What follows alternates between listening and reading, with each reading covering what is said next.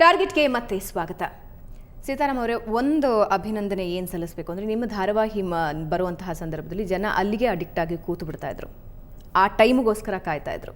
ಆದರೆ ಎಲ್ಲೋ ಒಂದು ಕಡೆ ಅದು ಸಮಯದ ವ್ಯರ್ಥ ಅಂತ ಅನಿಸ್ತಿಲ್ವಾ? ನಾನು ಹಾಗೆ ಅಂದ್ಕೊಂಡಿದ್ದೆ ಮುಂಚೆ. ಇದು ಏನಪ್ಪ, ನಾವು ದಿವಸ ಅರ್ಧ ಗಂಟೆ ಮುಕ್ಕಾಲು ಗಂಟೆ ಜನ ನೋಡೋದಕ್ಕೆ ಇದು ಮಾಡ್ತೀವಿ. ಯಾವ ಉದ್ಯೋಗ ಇದು? ಒಂದು ಕೃಷಿ ಮಾಡಿದ್ರೆ ಭತ್ತ ಬೆಳಿಬೋದು, ಭತ್ತ ಕಾಣಿಸುತ್ತೆ.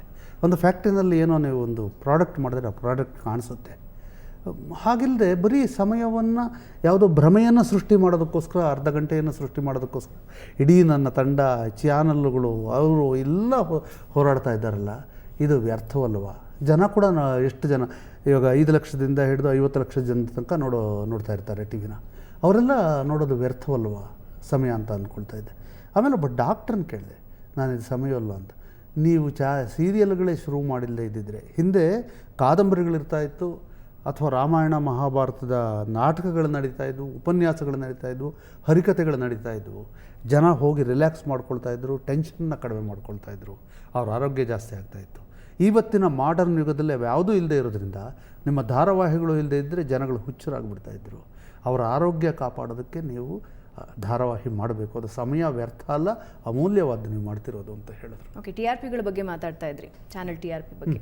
ಸೊ ಚಾನಲ್ TRPಯ ಓಟ ಯಾವತ್ತಾದರೂ ಸೀತಾರಾಮ್ ಅವ್ರನ್ನ ಕಾಡಿದ್ದಿದೆಯಾ? ಇಲ್ಲ, ನನಗೆ ಅದೃಷ್ಟವಶಾತ್ ಏನಾಯಿತು, ಮೊದಲ ಕೆಲವು ಧಾರಾವಾಹಿಗಳಲ್ಲಿ TRP ಬಂದುಬಿಡ್ತು. TRP ಆಗ ಯಾವುದು ಬೇರೆ ಇಲ್ದಿದ್ದರಿಂದ, ಚಾನಲ್ಗಳು ಹೆಚ್ಚಿಲ್ದಿದ್ದರಿಂದ ಒಂದೇ ಇತ್ತು, ಕನ್ನಡ ದೂರದರ್ಶನ ಒಂದೇ ಇತ್ತು. ಮಾಯಾಮೃಗ ಬಂದಾಗ ಬೇರೆ ಇರಲಿಲ್ಲ. ಹಾಗಾಗಿ ಆಗಂತೂ TRP ಕಾಡಲೇ ಇಲ್ಲ, ಯಾಕೆಂದರೆ ಯಾವುದೂ ಕಾಂಪಿಟೇಷನ್ಗೆ ಇರಲಿಲ್ಲ. ಆಮೇಲೂ ನನಗೆ ಕಾಡಲಿಲ್ಲ, ಸಾಮಾನ್ಯವಾಗಿ ನಂದು ಚೆನ್ನಾಗೇ ಇರ್ತಾಯಿತ್ತು. TRP ಹೈಯೆಸ್ಟ್ ಇಲ್ಲದೆ ಇದ್ರೂ ಟೈಮ್ ಸ್ಪೆಂಟ್ ಅಂತ ಒಂದು ಇದಿರುತ್ತೆ. ಅದರಲ್ಲಿ ಹೆಚ್ಚು ಜನ ಎಷ್ಟು ಹೊತ್ತು ನೋಡ್ತಾರೆ ಒಂದು ಧಾರಾವಾಹಿ ಅನ್ನೋದನ್ನು. ಆ ಟೈಮ್ ಸ್ಪೆಂಟ್ ನನಗೆ ಇವತ್ತಿನವರೆಗೂ ಅತ್ಯಂತ ಅದ್ಭುತವಾಗಿ, ಯಾರಿಗೂ ಇಲ್ಲದೆ ಇರೋಷ್ಟು ಟೈಮ್ ಸ್ಪೆಂಟ್ ನನ್ನ ಧಾರಾವಾಹಿಗಳಿಗೆ ಬರ್ತಲೇ ಇದೆ. ಹಾಗಾಗಿ ನನಗೆ ಅದು ಕಾಡಿಲ್ಲ. ಚಾನಲ್ನವರು ನಾನು ಕೇಳಿಲ್ಲ. ಆದರೆ ಅವರು ಅಸ್ಪಷ್ಟ ನಿರೀಕ್ಷೆ ಏನಿರುತ್ತೆ ಅಂದರೆ, ಅವ್ರು ಗುರುತಿಸಿರ್ತಾರೆ ಇದರಿಂದ TRP ಇನ್ನೂ ಹೆಚ್ಚು ಬರುತ್ತೆ ಅಂತ. ಇದನ್ನು ಮಾಡೋಕ್ಕಾಗುತ್ತಾ ಅಂತ ಕೇಳ್ತಾರೆ. ಇದನ್ನು ಮಾಡಬೇಡಿ ಅಂತ ಹೇಳಲ್ಲ, ಯಾವುದನ್ನು ಇದನ್ನು ಮಾಡೋಕ್ಕಾಗುತ್ತಾ ಅಂತ ಕೇಳ್ತಾರೆ. ಸೊ ನಿಮ್ಮ ನಿಲುವನ್ನು ಬದಲಾಯಿಸಿದ್ದು ಯಾವಾಗಾದರೂ ಇದೆಯಾ TRPಗೋಸ್ಕರ? ಖಂಡಿತ ಇಲ್ಲ, ಖಂಡಿತ ಇಲ್ಲ. ಸಾಮಾನ್ಯವಾಗಿ ಇವಾಗ ಮುಕ್ತ ಸಂದರ್ಭದಲ್ಲಿ ನೀವು ಹೇಳ್ತಾ ಇದ್ರಿ, ಬೆಳ್ಳಿತೆರೆ ಕಡೆ ಗಮನ ಕೊಡ್ತೀನಿ ಹೆಚ್ಚಿಗೆ ಇನ್ಮೇಲೆ ಅಂತ. You are back to small screen ಈಗ. ಹೌದು, ಹಾಗೆ ಹೇಳ್ತೀವಿ ಬೆಳ್ಳಿತೆರೆ ಕಡೆ ಅಂತ. ಈ ವಯಸ್ಸಲ್ಲಿ ನಾನು ಹೆಚ್ಚು ರಿಸ್ಕ್ಗಳು ತೊಗೊಳಕ್ಕಾಗಲ್ಲ. ಅದು ಅಕಸ್ಮಾತ್ ಸೋತೋಗ್ಬಿಟ್ರೆ ಮನಸ್ಸಿಗೆ ಭಾಳ ಇದಾಗುತ್ತೆ. ಅಥವಾ ಈಗ ಮಾಡಿದಂತಹ ಸಿನಿಮಾಗಳ ಸೋಲು ಎಲ್ಲೋ ಒಂದು ಕಡೆ ನಿಮಗೆ?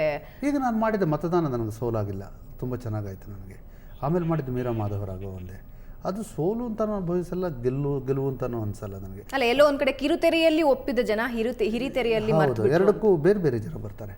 ಹಿರಿತೆರೆಗೆ ಬರೋ ಜನನೇ ಬೇರೆ, ಕಿರುತೆರೆಗೆ ಬರೋ ಜನನೇ ಬೇರೆ. ಇಬ್ಬರೂ ಸೇರಿ ಕೆಲವಕ್ಕೆ ಬರ್ತಾರೆ, ಅದು ಗ್ರೇಟ್ ಸಿನಿಮಾ ಆಗುತ್ತೆ. ಅದು ಮುಂಗಾರು ಮಳೆಗೆ ಬಂದಿದ್ರು, ಆ ಥರ ಎರಡದು ಇವ್ರು ಸೇರಿ ಬಂದಿದ್ರು. ಆಪ್ತಮಿತ್ರಾಗಿ ಬಂದಿದ್ದರು. ಅನೇಕ ಅದು ಸುಮ್ಮನೆ ಎರಡು ಹೆಸರು ಹೇಳಿದೆ ಅಷ್ಟೇ, ಅನೇಕಕ್ಕೆ ಆ ಥರ ಬರ್ತಾರೆ. ಆ ಥರ ಬರೋಕ್ಕೆ ಸಾಧ್ಯ ಆಗದೇ ಇರಬಹುದು, ಆ ಥರ ಸೋಲಾಗ್ಬೋದು ಅನ್ನೋದಕ್ಕೆ ನಾನು ಹೋಗ್ತಾ ಇಲ್ಲ. ಹಾಗಾದರೆ ಆ ಭಯ ಇದೆ ಸೀತಾರಾಮ್ ಅವರು, ಖಂಡಿತ. ಬೆಳ್ಳಿತೆರೆ ಮೇಲೆ ಜನ ಅಕ್ಸೆಪ್ಟ್ ಮಾಡಲ್ಲ ಅಂತ. ಮಾಡದೇ ಇರಬಹುದು ಅಂತ, ಮಾಡಲ್ಲ ಅಂತ ಅಲ್ಲ, ಮಾಡದೇ ಇರಬಹುದು ಅಂತ. ಓಕೆ, ರಾಜಕೀಯದ ಬಗ್ಗೆ ಇವತ್ತಿನ ಸೀತಾರಾಮ್ ಅವರ ಮನಸ್ಥಿತಿ ಏನು? ಇವತ್ತಿನ ರಾಜಕೀಯದ ಬಗ್ಗೆ ಸೀತಾರಾಮ್ ಮನಸ್ಥಿತಿನೋ, ಇವತ್ತಿನ ಸೀತಾರಾಮ್ಗೆ ಇವತ್ತಿನ ಸೀತಾರಾಮ್ಗೆ ರಾಜಕೀಯದ ಬಗ್ಗೆ ಇರುವ ಮನಸ್ಥಿತಿ ಏನು? ರಾಜಕೀಯದ ಬಗ್ಗೆ ಇವತ್ತಿನ ರಾಜಕೀಯದ ಎಲ್ಲ ಪಕ್ಷಗಳು ಒಂದೇ ರೀತಿಯಲ್ಲಿ ವರ್ತಿಸ್ತಾ ಇವೆ, ಬೇರೆ ಬೇರೆ ಬಟ್ಟೆಗಳನ್ನು ಹಾಕ್ಕೊಂಡು. ಆ ಬೇರೆ ಬೇರೆ ಬಟ್ಟೆಗಳು ಹಾಕ್ಕೊಳ್ಳದೇ ಇದ್ದರೆ ಒಳಗೆ ಎಲ್ಲ ರಾಜಕೀಯ ಪಕ್ಷಗಳು ಒಂದೇ. ಮುಂಚೆ ಇದ್ದಂಥ ಭಿನ್ನಾಭಿಪ್ರಾಯದ ಸಿದ್ಧಾಂತಗಳ ಮಧ್ಯೆ ಒಂದು ಗೆರೆ ಇರ್ತಾ ಇತ್ತಲ್ಲ, ಆ ಭಿನ್ನಾಭಿಪ್ರಾಯದ ಗೆರೆ ಕಂಪ್ಲೀಟಾಗಿ ಮರೆತು ಹೋಗಿದೆ. ಇವತ್ತು ಎಲ್ಲ ವ್ಯಾಪಾರ ಆದ ಹಾಗೆ, ನಿಮ್ಮ ಅಂಗಡಿಯಲ್ಲಿ ವ್ಯಾಪಾರ ಜಾಸ್ತಿ ಆಗದಿದ್ದರೆ ಈ ಅಂಗಡಿಯಿಂದ ಆ ಅಂಗಡಿಗೆ ಹೋಗೋಣ, ಆ ಅಂಗಡಿಯಿಂದ ಈ ಅಂಗಡಿಗೆ ಹೋಗೋಣ ಅಂತ. ಆವತ್ತು ನನ್ನ ಸರಕು ಏನು ಅನ್ನೋದು ಭಾಳ ಮುಖ್ಯವಾಗಿರ್ತಾಯಿತ್ತು. ನನ್ನ ಸ್ವದೇಶಿ ನನ್ನ ಸರಕ, ಅಥವಾ ಇನ್ನೊಂದು ಈ ಅಭಿವೃದ್ಧಿ ನನ್ನ ಸರಕ, ಈ ಥರದ ಇದಿರ್ತಾಯಿತ್ತು. ಇವತ್ತು ಯಾವುದು ನನ್ನನ್ನು ಅಧಿಕಾರದಲ್ಲಿರಿಸುತ್ತೋ ಅದು ಮಾತ್ರ ನನ್ನ ಸರಕು ಅನ್ನೋ ಥರ ಆಗಿರೋದ್ರಿಂದ ಒಳಗಿನ ಆತ್ಮ ಒಂದೇ ಆಗಿಬಿಟ್ಟು ಬಟ್ಟೆಗಳು ಮಾತ್ರ ಬೇರೆ ಆಗಿದೆ. ನಿಮ್ಮ ಒಲವು ಯಾವ ಪಕ್ಷದ ಕಡೆಗೆ? ಯಾವ ಪಕ್ಷದ ಕಡೆಗೂ ಇಲ್ಲ. ನನ್ನ ಒಲವಿರತಕ್ಕಂಥ ಪಕ್ಷ ಇವತ್ತೆಲ್ಲ ಸತ್ತೋಗಿದೆ. ಇತ್ತೀಚೆಗೆ ತಾನೇ HDK ಅವ್ರನ್ನ ಸಪೋರ್ಟ್ ಮಾಡಿದ್ದನ್ನು ನಾವಿನ್ನೂ ಮರ್ತೇ ಇಲ್ಲ. ನಾನು HDK ಅವ್ರನ್ನ ಸಪೋರ್ಟ್ ಮಾಡಿಲ್ಲ, ಅವ್ರು ನನ್ನ ಸಪೋರ್ಟ್ ಮಾಡಿದ್ರು ಅಷ್ಟೇ. ನೀವು ಸಪೋರ್ಟ್ ಮಾಡಿಲ್ಲ? ರಾಜಕೀಯಕ್ಕೆ ಹೋಗಲ್ಲ? ಹೋಗಲ್ಲ. ಅಥವಾ ರಾಜಕೀಯಕ್ಕೆ ಹೋಗದೇ ಇರೋದಕ್ಕೆ ನಿರ್ಧಾರ ಹಿಂದಿನ ಸೋಲ ರಾಜಕೀಯದಲ್ಲಿ?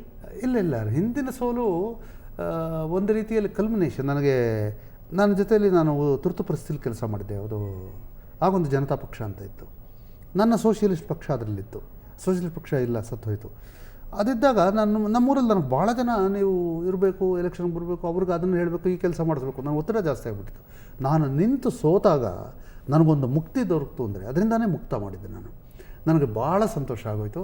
ಆವತ್ತಿಂದ ಸಂಕೋಲೆಗಳಿಲ್ಲ, ಒಂದು ಋಣ ತೀರಿಸಿದೆ ಅನ್ನೋದು.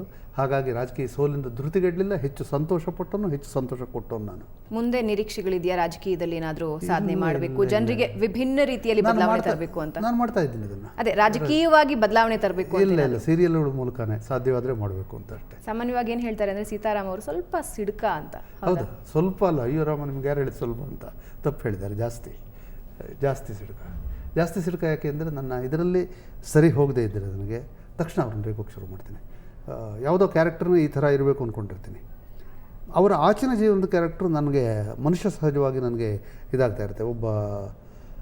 ಒಬ್ಬ ತುಂಬ ಒಳ್ಳೆಯ ಆಧ್ಯಾತ್ಮ ಜೀವಿ ಆತ, ಏನನ್ನೂ ಬೇರೆ ಕೆಟ್ಟ ಮಾರ್ಗಕ್ಕೆ ಹೋಗದೇ ಇರೋನು ನನಗೆ ಅಲ್ಲಿ ಆಚೆ ಕಡೆ ನಟನಾಗಿ ಒಂದು ಬೀರ್ ಕುಡಿತಾ ಮಾಂಸ ತಿಂತ ಕೂತಿದ್ದೆ ನನಗೆ ಭಾಳ ರೇಗೋಗ್ಬಿಡುತ್ತೆ. ಏನು ರೀ ಅಂಥ ಪಾತ್ರ ಕೊಟ್ಟಿದ್ದೀನಿ, ಈ ಥರದ್ದು ಮಾಡ್ತೀನಿ ಅಂತ ಎರಡನೇದು ಸೆಟ್ಟಲ್ಲಿ ಅವ್ರ ಮೇಲೆ ಬೈತಾ ಇರ್ತೀನಿ. ಆ ಥರದ ನಿಮ್ಮ ನಿರೀಕ್ಷೆಯಂತೆ ಜನ ನಡಿಬೇಕು ಅಂದ್ಕೊಳ್ತೀನಿ? ಇಲ್ಲ, ನನ್ನ ಪಾತ್ರ ಬೇರೆ ಜನ ಅಲ್ಲ, ನನ್ನ ಪಾತ್ರಗಳು ಆ ಥರ ನಡಿಬೇಕು, ಯಾಕೆಂದರೆ ಅದು ನಂದು. ಓಕೆ, ಮಹಾಪರ್ವ ಈಗಾಗಲೇ ಆರಂಭ ಆಗ್ತಾ ಇದೆ. ಈ ಸಂದರ್ಭದಲ್ಲಿ ಅಶ್ವಥ್ ಅವ್ರನ್ನ ಯಾವ ರೀತಿ ನೆನಪು ಮಾಡ್ಕೋತೀರಾ? ಅಶ್ವಥ್ ನೆನಪು ಬಹಳ ಕಾಡುತ್ತೆ. ಅಶ್ವಥ್ ಇಲ್ಲದೆ ನನ್ನ ಸಾಧ್ಯವೇ ಇಲ್ಲ.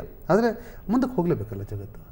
ಅಶ್ವಥ್ ಮಾತ್ರ ನನ್ನ ಇದಕ್ಕೆ ಪೂರ್ತಿ ಸಂಗೀತ ಕೊಡೋದಕ್ಕೆ ಸಾಧ್ಯ ಆಯಿತು. ಈಗ ಪ್ರವೀಣ್ ಗೋಡ್ಖಿಂಡಿ ಅವರು ಕೊಟ್ಟಿದ್ದಾರೆ, ಅಶ್ವಥ್ ಶಿಷ್ಯ ಅವರು.